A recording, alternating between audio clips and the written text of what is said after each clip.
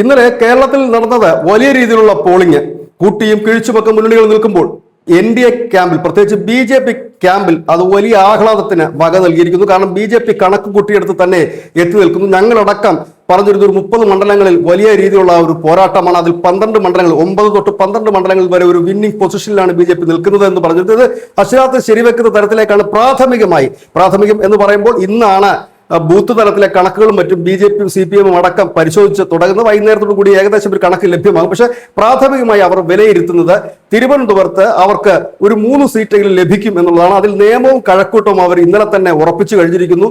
ഒപ്പം തന്നെ പാലക്കാട് അത് അവർ അവിടെ വിജയിക്കും. കാരണം പ്രത്യേകിച്ച് ഈ വോട്ടിന് നോട്ട് എന്നുള്ള ഒരു പ്രചരണം, കോൺഗ്രസിന്റെ പ്രചരണം ഗുണകരമായി തീർന്നത് BJPക്കാണ് എന്നാണ് ഇപ്പോൾ മനസ്സിലാക്കാൻ കഴിയുന്നത്. കാരണം നാളെ ഇതുവരെ ഈ വലിയ രീതിയിൽ ആവേശം കാണിക്കാതിരുന്ന സംഘപരിവാർ കേന്ദ്രങ്ങളിലും ഹിന്ദു വോട്ടർമാർ അധികമുള്ള സ്ഥലങ്ങളിലുമൊക്കെ വലിയ രീതിയിൽ തന്നെ വോട്ടർമാർ ബൂത്തിലെത്തിയത് ഇതിന്റെ ഒരു പ്രതിഫലനമാണ്. അതായത് ശോഭാ സുരേന്ദ്രനെ തോൽപ്പിക്കാൻ സംഘടിതമായ ഒരു ശ്രമമുണ്ടായി എന്നൊരു വികാരം അവിടുത്തെ ഹിന്ദു വോട്ടർമാരിൽ സജീവമായി തന്നെ ഉണ്ടായിരുന്നു എന്നുള്ളത് തന്നെയാണ് ഇപ്പോൾ അവിടെ നിന്ന് ലഭ്യമാകുന്ന സൂചന. ഒരുപക്ഷെ വൈകുന്നേരത്തോടു കൂടി അവിടുത്തെ ഒരു ശരാശരി കണക്ക് നമുക്ക് ലഭ്യമാകും. മറ്റൊന്ന് മഞ്ചേശ്വരമാണ്. മഞ്ചേശ്വരത്ത് ഇത്തവണ എല്ലാ പഴുതുകളും അടച്ചുകൊണ്ടായിരുന്നു സുരേന്ദ്രന്റെ ഒരു പ്രവർത്തനം.